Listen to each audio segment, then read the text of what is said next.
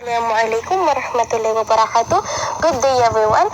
I am Princess Alyessa Farhanna Matanog, and today I'm going to discuss about MUMPS. So, what is MUMPS? MUMPS was also known as epidemic parotitis. It is a viral infection of the salivary glands, especially the parotid glands that run along the angle of the jaw in front of and below each ear. So, as you can see in the picture, the parotid gland have swollen. MUMPS is caused by the MUMPS virus, which belongs to a family of viruses known as paramyxoviruses. So, that is the causative agent of the MUMPS or epidemic parotitis, the paramyxovirus. This virus are common source of infection, particularly in children. Paramyxovirus is one of a group of RNA viruses that are predominantly responsible for acute respiratory diseases and are usually transmitted by airborne droplets. The paramyxoviruses include the agents of MUMPS, measles, RSV or respiratory syncytial virus, Newcastle disease, and parainfluenza. So the aforementioned diseases, their causative agent is paramyxovirus. So what is the mode of transmission of this disease or infection? So MUMPS is an airborne virus and can be spread by an infected person coughing or sneezing and releasing tiny droplets of contaminated saliva, which can then be breathed in by another person.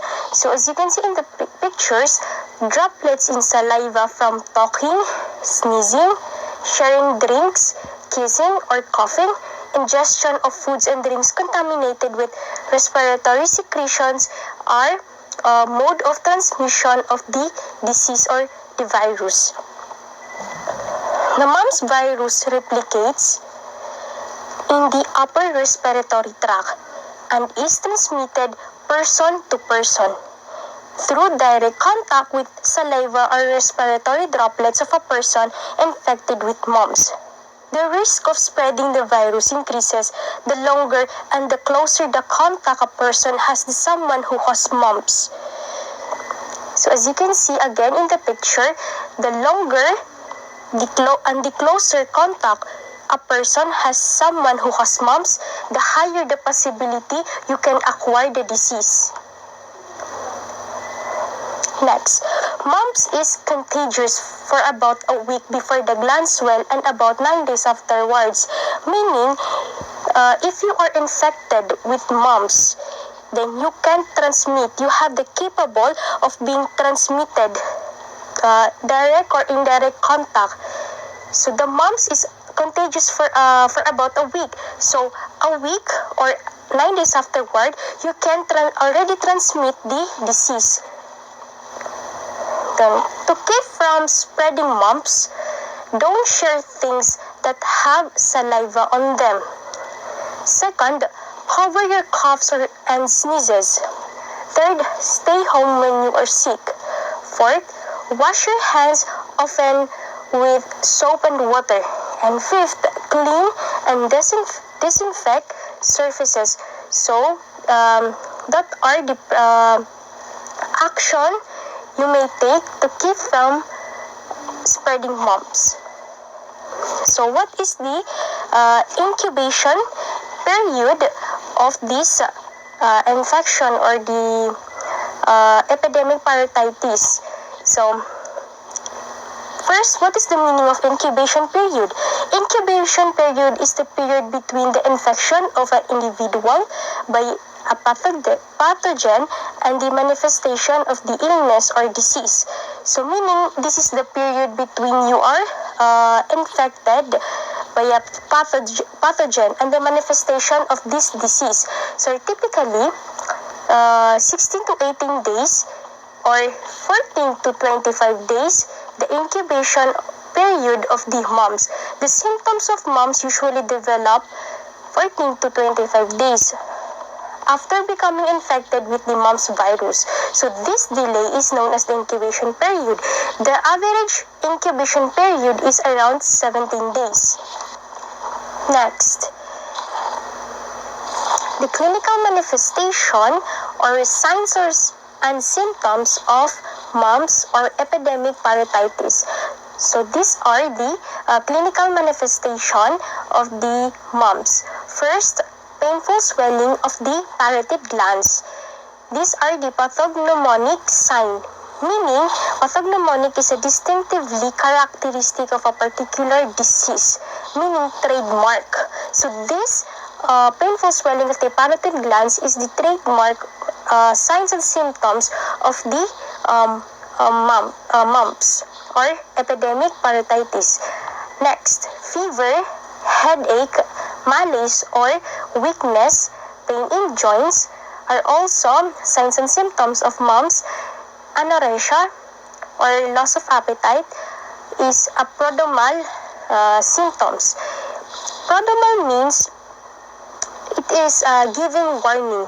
If that patient is already having these symptoms, especially these prodromal signs, meaning it already gives a warning. And then dry mouth, sore face and ear, and it may develop rash. 20% of patients having this disease or infection are asymptomatic, meaning they give presenting no symptoms, and 80% are symptomatic, meaning the signs and symptoms are visible. Next, the medical management and treatment of the mumps. So there's currently no cure for mumps, but the infection should pass within 1 or 2 weeks. Treatment is used to relieve symptoms. So, the palliative drugs are prescribed. This is not the cure for the mumps, but it is a treatment to relieve symptoms. So, the palliative drugs, it is ingested to moderate the intensity or to ease symptoms without curing the underlying disease. So the palliative drugs are acetaminophen, ibuprofen, paracetamol for pain relief and fever. So as you can see in the picture, Advil is the ibuprofen tablets for pain reliever and fever reducer, and Tylenol is the acetaminophen, pain reliever and fever reducer. So these are palliative drugs, again to ease the symptoms.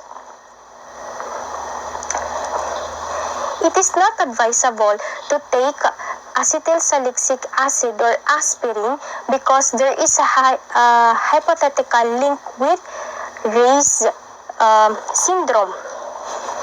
So Reye's syndrome, an often fatal encephalopathy disease or disease of the brain. So meaning, Reye's syndrome is a disease of the brain that can cause death, especially in the childhood. So this is not advisable to ingest, especially by the children. Next, the nursing responsibilities. The disease and prevention control is through vaccination. Vaccination is the best way to prevent mumps and mumps complications. This vaccine is included in the combination measles, mumps, rubella, that is MMR, and measles, mumps, rubella, and varicella MMRV vaccines. So you can prevent having mumps by vaccination or immunization with mumps, MMR, MMRV vaccines that also counter immunity to measles, German measles, and chickenpox infectious diseases. So, having this immunization is 80% efficacy. Next. In UK, the first dose, they given the first dose at 13 months old and 3 to 5 years old booster. And then in American Academy of Pediatrics, this is an association. They given the first dose at 12 to 15 months and then 4 to 6 years or 11 to 12 years old booster dose.